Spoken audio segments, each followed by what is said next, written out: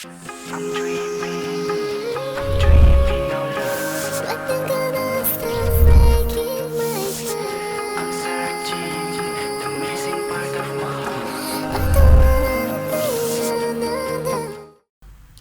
Heureuse de vous savoir nombreux à regarder l'œil de l'excellence. Bonjour mesdames et messieurs et bienvenue dans ce magazine spécial femmes. Aujourd'hui, comme d'habitude, évidemment, je ne serai pas seule.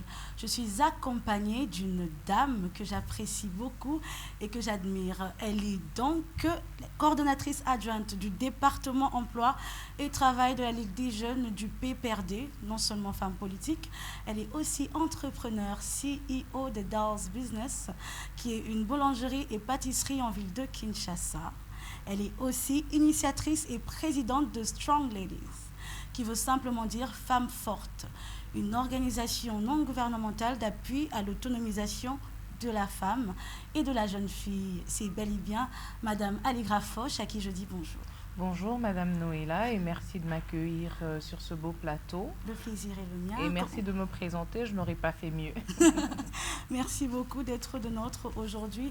Alors Madame Aligra Foch, sans pour autant tarder, c'est vrai que je vous ai présenté, j'ai un peu parlé de vous à l'introduction, mais les gens qui nous suivent, les téléspectateurs veulent savoir qui est réellement Aligra Foch. Je suis une entrepreneur dans le secteur de la panification.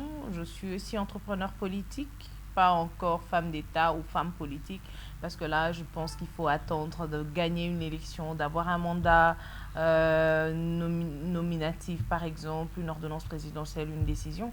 Mais je suis un entrepreneur politique, si je peux le dire, et entrepreneur aussi dans le secteur de la panification. Et je suis promotrice du trophée d'excellence Strong Ladies. Et à côté de ça, dans nombreuses associations de femmes, de jeunes. Et voilà un peu pour parler de moi. Merci beaucoup. Alors, vous êtes initiatrice de Strong Ladies, comme vous avez dit. C'est une ONG d'appui à l'autonomisation de la femme, je l'ai dit un peu plus tôt. Alors, sur ce, quelle est la place de la jeune fille? Quelle est la place de la jeune fille sur le marché d'emploi? Et qu'est-ce qui freine son développement? Alors, ce que je veux dire, c'est pas méchant, mais c'est pour dire qu'il n'y a pas de place de jeune fille sur le marché de l'emploi. Il y a des places pour la compétence, il y a de la place pour l'activité. Donc, on ne peut pas se dire forcément d'emblée qu'il doit y avoir une place pour la jeune fille. Vous savez, vous ne pouvez pas être... c'est vrai qu'aujourd'hui, il y a une certaine discrimination positive pour encourager les femmes, mais quand vous n'êtes pas compétitive, vous ne méritez pas un certain poste, un certain emploi, vous ne savez pas l'occuper par vos compétences, il est tout à fait difficile de dire d'emblée il y a une place pour la jeune femme. La seule place que la jeune femme peut se faire, c'est celle qu'elle gagne par le travail et par sa compétence. La seule place que la jeune fille peut se faire, c'est par son travail et sa compétence. Mais nous vivons dans un pays, nous sommes en République démocratique du Congo, où le statut femme est une barrière pour accéder dans plusieurs portes. Et selon vous, est-ce que vous pouvez nous parler de votre expérience? Est-ce que ça a été le cas pour vous dans l'exercice de votre métier? Je ne veux pas dire que j'arrivais à des portes et je frappais. La porte était grandement ouverte pour m'accueillir. Mais je peux sentir des fois que, tiens, on te demande, on te regarde un peu de haut, cette jeune fille, qu'est-ce qu'elle veut?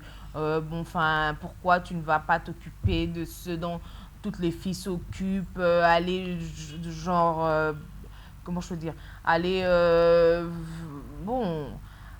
Pas, faut pas venir nous embêter avec des questions politiques, faut pas venir nous embêter avec des questions d'entrepreneuriat. Bon, occupez-vous et finissez vos études, mariez-vous, etc. Mais je pense qu'aujourd'hui, nous devons traverser ces barrières culturelles, ces barrières, je peux dire ethniques ou quoi. Il faudrait que nous puissions aller au-delà pour que nous ayons un Congo digne de nos rêves. Sinon, si vous imaginez un peu que plus de la moitié de la population ne sait pas travailler, ne sait pas avoir des portes ouvertes, en fait, ça ne profite à personne, ni aux hommes ni aux femmes. Donc, c'est un ensemble, c'est une équipe que nous devons former pour développer notre pays, mais pas avec des personnes qui, eux, travaillent moins que les autres. Donc, c'est une question de survie économique que nous devons gérer. Ce n'est pas une question glamour d'esthétique, non. C'est une question de survie, c'est une question économique. Lorsque la moitié de votre population est au chômage, ne fait rien, je ne pense pas que ça profite à l'autre moitié qui, elle, travaille pour faire vivre les femmes de la désépargne. Ce n'est pas à encourager pour un Congo qui doit se développer. Il faut que tout le monde mette la main à la pâte pour que nous ayons ce pays développé dans 5-10 ans. Ok, merci beaucoup. Parlons éducation à présent. Il y a un dicton français qui dit « Éduquer une femme, c'est éduquer toute une nation ». Je répète, éduquer une femme, c'est éduquer toute une nation. Que comprenez-vous par cela? J'aime bien ce dicton, mais aujourd'hui, je voudrais dire que on ne peut pas que mettre l'accent sur éduquer une femme. Vous savez, aujourd'hui, on dit, oui, voilà, les femmes doivent être éduquées, elles doivent éduquer leurs enfants. Imaginez-vous un peu qu'une femme meurt à l'accouchement. On dira que son mari ne saura pas éduquer cet enfant. Je pense que l'éducation, elle doit être équitable pour tout le monde. Donc, la même éducation qui est donnée aux femmes devrait être donnée aux hommes aussi pour cet équilibre-là. Il y a des enfants qui ont été bien éduqués, mais qui n'ont jamais grandi avec leur mère ou leur tante, qui ont eu leur papa, qui les ont éduqués, qui les ont emmenés à l'école. Et ces enfants-là ne sont pas moins enfants que ceux qui ont grandi avec leur mère. Donc, je pense aussi que éduquer une femme, oui, mais éduquer tout le monde, c'est beaucoup mieux. Éduquer une femme, oui, mais éduquer tout le monde. Donc, si je comprends bien, aujourd'hui, c'est plus toujours, on ne parle plus toujours par rapport aux femmes, mais c'est maintenant, puisque d'habitude, normalement, on est en République démocratique du Congo où les femmes sont sous-estimées. Exact. Exactement. Et c'est pourquoi il faudrait forcément qu'on y mette un accent pour que cela change. Selon toi, qu'est-ce qu'il faudrait faire pour que ce stéréotype et toute cette situation, cette discrimination change?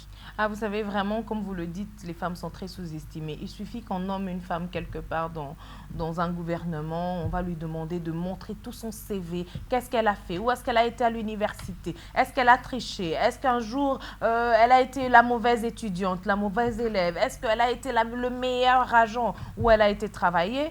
Mais quand c'est un homme, personne ne pose trop de questions sur le CV, ne va aller le chercher en long et en large. C'est pour dire quand même qu'elle est sous-estimée. Donc, elle a deux fois plus de choses à prouver que lorsque c'est un homme.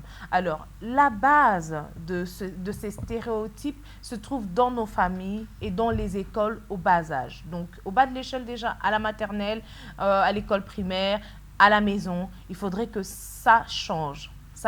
Pour que ça change, qu'est-ce qu'il faut? Que nous parlions avec les parents, que nous parlions entre nous, que nous ayons des campagnes de sensibilisation pour pouvoir montrer et prouver que la femme, elle est autant capable que l'homme. Et il faudrait qu'on arrête de stéréotyper parce que nous perdons à long terme. Nous avons des femmes qui sont moins compétitives, qui grandissent un peu complexées. Voilà, moi, je peux me mettre juste derrière, je peux avoir la dernière place, alors qu'elle peut être plus capable et plus compétente que certains de ses collègues. Vous savez, à l'université, on étudiait, il y avait des filles qui étaient plus brillantes que les hommes. Alors, je pense que si déjà le cerveau, lui, n'a pas de sexe et on ne voit pas que, bon, pour qu'un cerveau puisse briller, il faut que ce soit celui d'un homme ou d'une femme, je pense que ça vaut aussi pour tous les emplois que nous pouvons occuper, ça vaut pour tous les postes et que nous devons déconstruire, en fait, cette mentalité de mettre toujours la femme en arrière.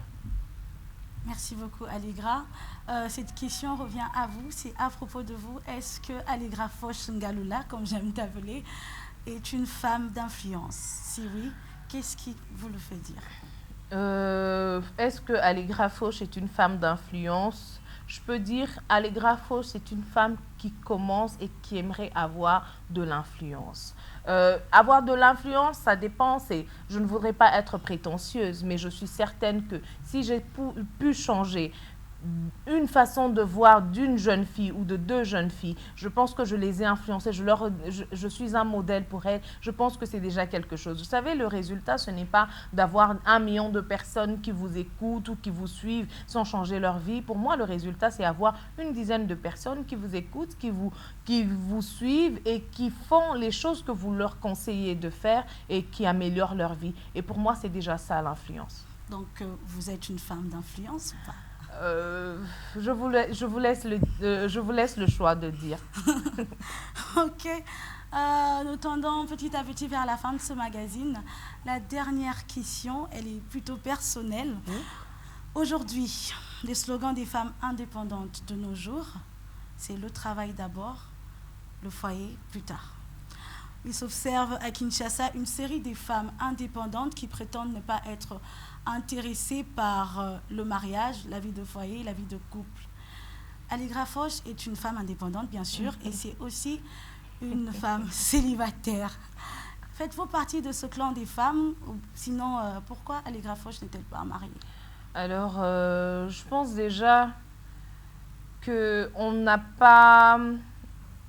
Ce n'est pas un débat, c'est un faux débat comme on dit, comme on peut le dire. Pourquoi je le dis? Parce qu'il n'y a aucun rapport entre le fait d'avoir une vie familiale et avoir un boulot. Le mariage n'est pas un boulot.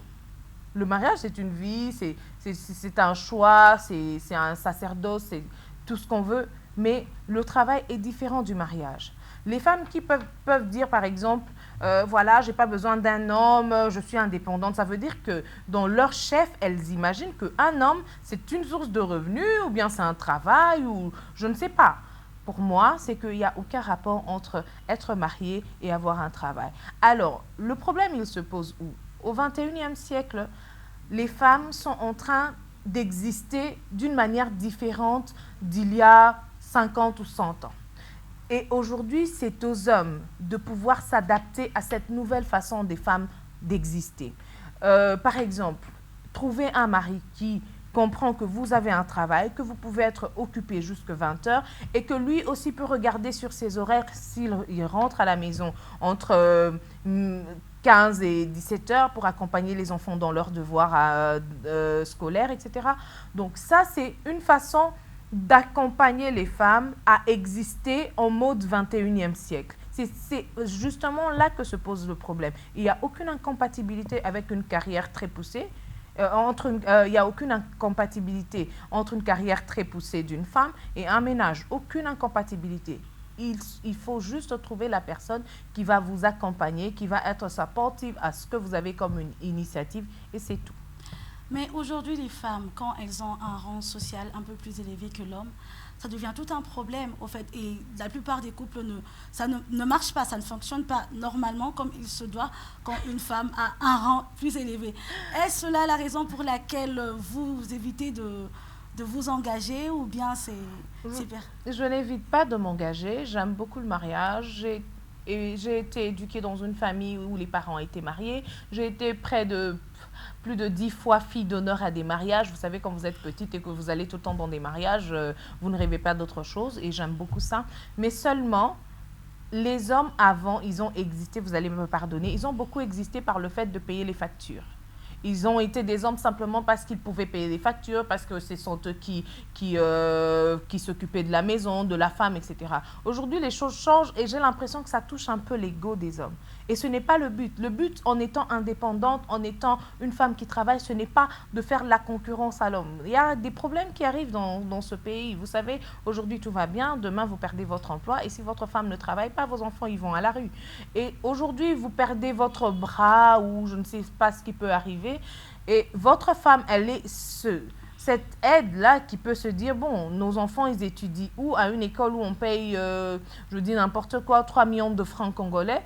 Ils vont continuer à aller à cette école-là parce qu'il y a au moins une femme qui travaille. Ce n'est pas une question de concurrence. C'est comme ça que des fois les hommes perçoivent ça parce qu'ils ont été soutenus, leur ego a été souvent soutenu par le fait d'être le pourvoyeur du ménage. Mais aujourd'hui que la balance est en train de changer, les femmes sont en train de monter, il faut que les hommes s'adaptent et qu'ils créent un équilibre des familles où c'est vivable. Même quand vous avez un petit travail et que votre femme est bien placée dans la société et que vous puissiez comprendre que ces choses peuvent arriver dans la vie. On n'avait pas dit que nous aurions que des petites ambitions et que les hommes devraient avoir tout et nous rien du tout.